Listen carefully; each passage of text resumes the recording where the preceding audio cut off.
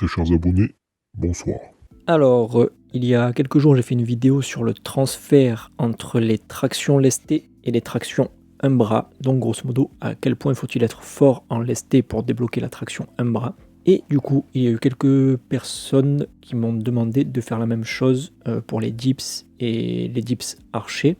Sachant que ce que je vais expliquer là s'applique également sur les tractions archers, sur les pompes archers, sur tous les mouvements en archer.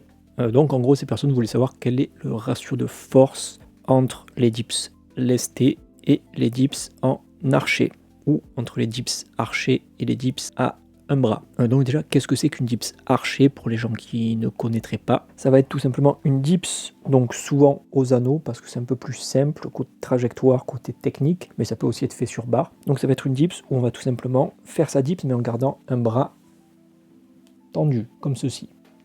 Donc à l'inverse d'une dips classique, où là, les deux bras se plient. Donc une dips archer, le bras reste verrouillé tout le long, et on fait un mouvement de dips avec un seul bras, grosso modo.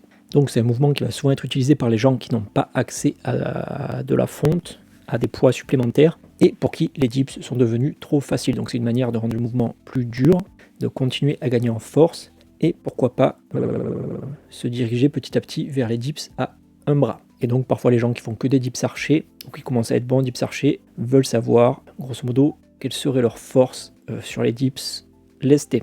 Malheureusement, c'est complètement impossible de donner une réponse. C'est complètement impossible de faire un ratio dips archer et dips lesté. Pourquoi? Tout simplement parce que ça va varier selon les gens. En fait, le problème, c'est quand vous faites un mouvement en archer, le bras qui reste tendu peut certes mettre beaucoup moins de force que le bras plié, mais il n'est pas complètement désactivé. Il met quand même de la force. Donc en fait, quand vous faites une dips archer, ce bras-là va quand même forcer, comme ceci. Et en fait, ça va être le même mouvement que si vous faisiez une Iron Cross press. Sauf qu'en fait, là, vous aurez un côté où vous ferez une dips et un côté où vous ferez une cross press. Et vu qu'on n'a pas tous la même force sur l'Iron Cross, sur les Iron Cross press, et bien du coup, on ne peut pas vraiment déterminer à quel point le bras tendu va vous aider, parce que ça dépendra de votre force à vous en Iron Cross Press. Donc grosso modo, ça dépendra de votre force bras tendu, de votre force en straight arm.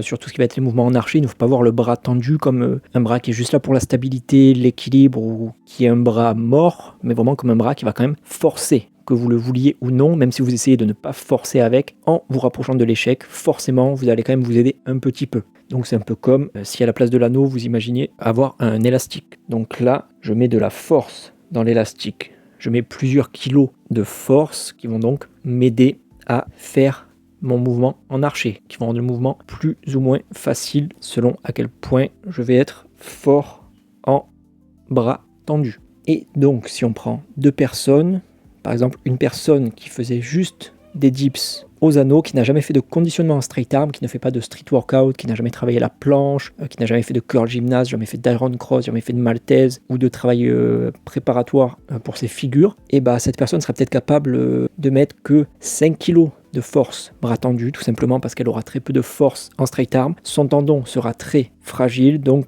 cette personne ne pourra pas mettre beaucoup de tension dessus. Et du coup, cette personne, quand elle fait des dips archers, elle va se retrouver peut-être avec 50, 60 kg du côté bras plié, et donc ces dips archers vont lui paraître extrêmement durs par rapport à ces dips à deux bras ou par rapport à des dips lestés à 30, 40 kg. Alors que si on prend une autre personne qui, elle, fait du street workout, a fait beaucoup de conditionnement des coudes, a fait beaucoup de travail de force, bras tendus, de planche, de maltaise, quelqu'un qui a un niveau en cross plutôt bon, cette personne va peut-être être capable de mettre 30 kg de force, bras tendus, comme ceci. Et du coup, cette personne va pouvoir énormément s'aider, énormément délester le côté qui fait la dips. Et du coup, pour cette personne, les dips archers seront beaucoup plus faciles. Et du coup, vous comprenez bien qu'il est impossible de faire un ratio pour les mouvements en archer à cause de ce problème. Sur les mouvements en archer, il n'y a pas que les muscles de dips qui vont travailler, donc les pecs, les triceps, l'avant d'épaule, mais il y aura aussi pour le bras tendu du travail en straight arm, donc également des biceps, du conditionnement tendineux, etc., etc. Et du coup, selon votre niveau en straight arm, ça pourra vraiment influencer énormément la difficulté de l'exercice. Par exemple, moi je sais qu'à l'époque où je faisais très peu de street, très peu de straight arm, où j'avais les coudes très peu conditionnés, où j'étais très mauvais en cross, très mauvais en planche, où j'avais jamais taffé la maltaise, etc. Je me rappelle que les dips archers me paraissaient extrêmement difficiles. Je sentais une pression et une tension énorme sur le bras qui faisait la dips, au niveau des coudes, au niveau des épaules, et je trouvais ça nettement plus dur que des dips à 40 kg de lest, même en faisant des dips archers au PDC. Alors que maintenant que j'ai un bon niveau en cross, que j'ai un bon conditionnement des coudes, que je taffe pas mal la maltaise, la planche et compagnie, maintenant les dips archers au poids du corps me paraissent nettement plus faciles que des dips à 40 kg de lest. Donc maintenant je sais que je suis capable de faire nettement plus de 20 répétitions en dips archers clean, en dips archers lestés, je crois que je suis aux alentours de 50 kg de lest, et je pense qu'à terme je devrais pas tarder à débloquer la dips archer à 100% PDC, tout simplement parce que j'ai énormément gagné de force en straight arm, et donc indirectement je peux énormément m'aider sur tous les mouvements en archer. Et du coup idem pour le ratio dips archer dips un bras, ce sera impossible à déterminer parce que tout simplement, si vous êtes très mauvais, très faible en straight arm, les dips archers seront très proches en termes de difficulté des dips un bras. Mais par contre, si vous êtes plutôt fort en straight arm, les dips archers seront nettement plus faciles que des dips un bras.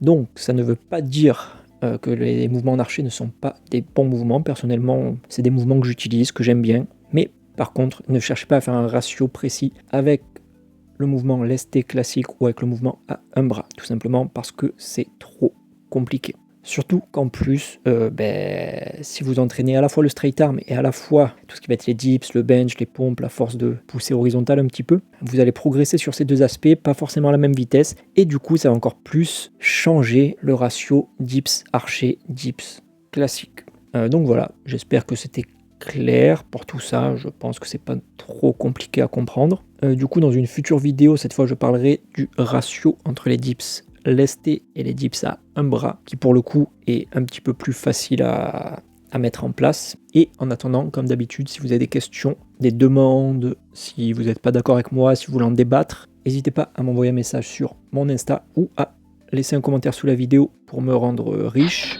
Et je vous dis à plus.